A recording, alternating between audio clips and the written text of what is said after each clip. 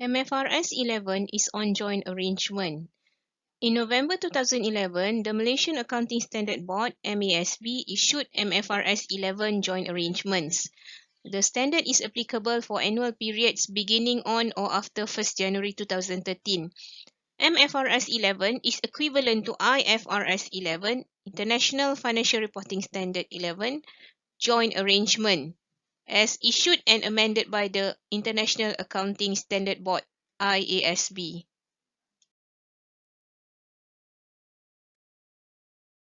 Okay, let's take a look at paragraph 1, objective. The objective of this MFRS to establish principles for financial reporting by entities that have an interest in arrangements that are controlled jointly. That is, joint arrangement. To meet the objective in this paragraph 1, this MFRS defines joint control and requires an entity that is a party to a joint arrangement to determine the type of joint arrangement in which it is involved by assessing its rights and obligations and to account for those rights and obligations in accordance with that type of joint arrangement. What is joint arrangement? Based on MFRS 11, paragraph 4, a joint arrangement is an arrangement of which two or more parties have joint control. A joint arrangement has the following characteristics. Number 1, the parties are bound by a contractual arrangement. And the second one, the contractual arrangement gives two or more of those parties joint control of the arrangement. A joint arrangement is either a joint operation or a joint venture.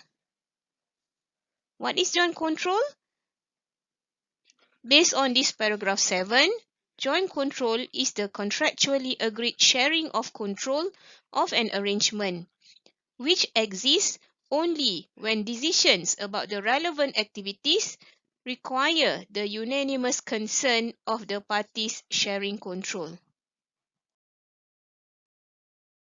Based on MFRS 11, paragraph 14, an entity shall determine the type of joint arrangement in which it is involved. The classification of a joint arrangement as a joint operation or a joint venture depends upon the rights and obligations of the parties to the arrangement.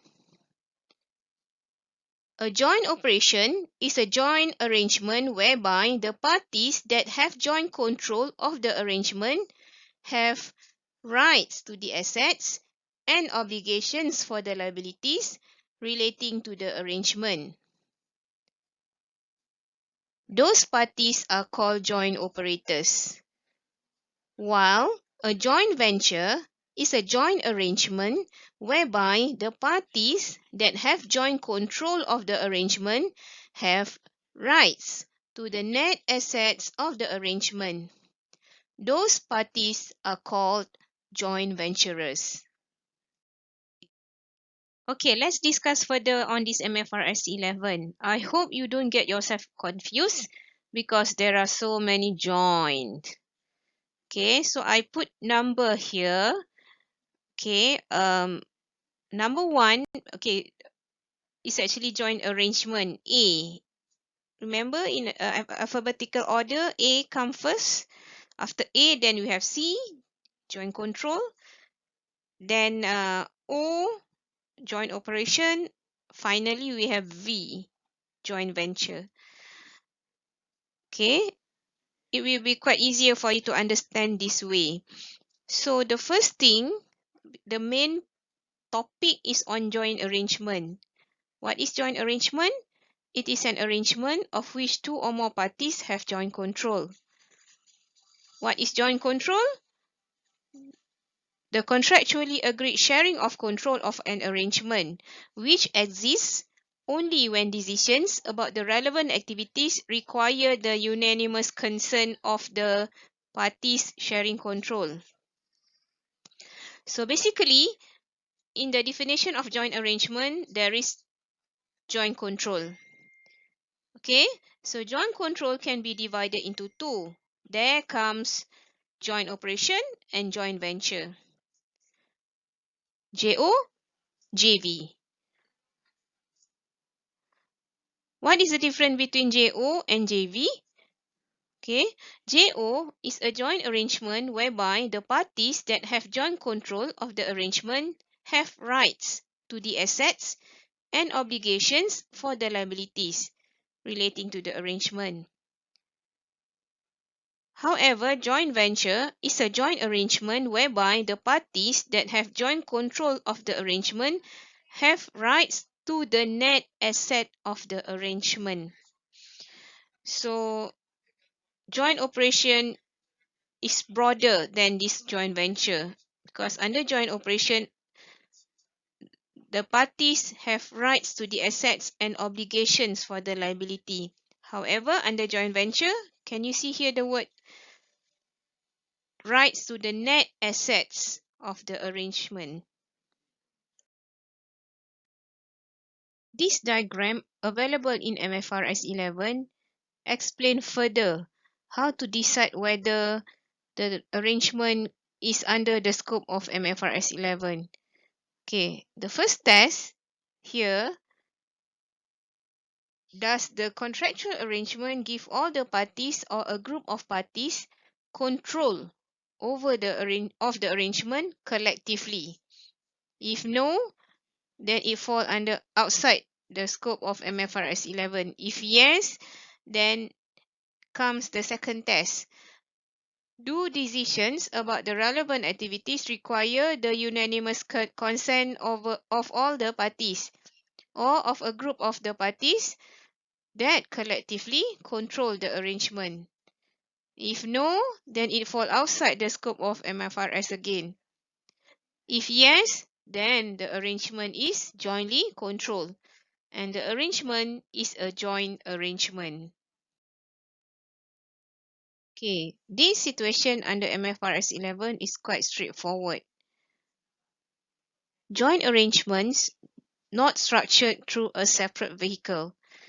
A joint arrangement that is not structured through a separate vehicle is a joint operation. In such cases, the contractual arrangement establishes the parties' right to the assets and obligations for the liabilities relating to the arrangement, and the parties' right to the corresponding revenues and obligations for the corresponding expenses. In the previous slide, we discussed joint arrangements not structured through a separate vehicle. In that situation, it is quite straightforward because automatically, when joint arrangements not structured through a separate vehicle, a joint arrangement is a joint operation. However, in this slide, we will discuss what happens when joint arrangements is structured through a separate vehicle.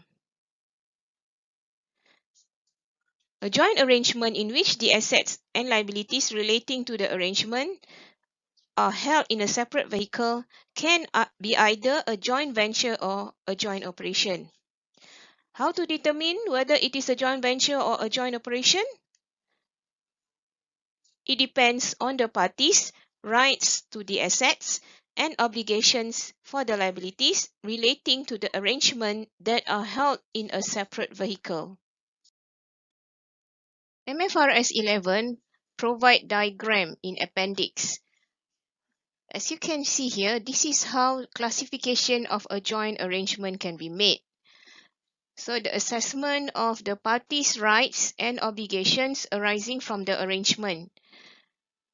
Okay, can you see down here at the end, it will be either joint operation or joint venture? Okay, the first step is to look at the structure of the joint arrangement. If it is not structured through a separate vehicle, automatically it's a joint operation. However, if it is structured through a separate vehicle, the entity shall consider these 3 points. Number 1, legal form of the separate vehicle. Number 2, the terms of the contractual arrangement. And number 3, when relevant, other facts and circumstances. So, In this case, the joint arrangement can either be joint operation and joint venture. Okay, let's take a look at this example in MFRS 11. Example 4 and example 5 try to differentiate between a joint operation and a joint venture. Okay, you can read this example 4 in Appendix B. Okay, but I would like to highlight here the keyword that you can find from the question. Okay, in this example 4, contractual arrangement so that each has an interest in the assets of the incorporated entity and each is liable for the liabilities. So based on this keyword, this joint arrangement can be classified as a joint operation.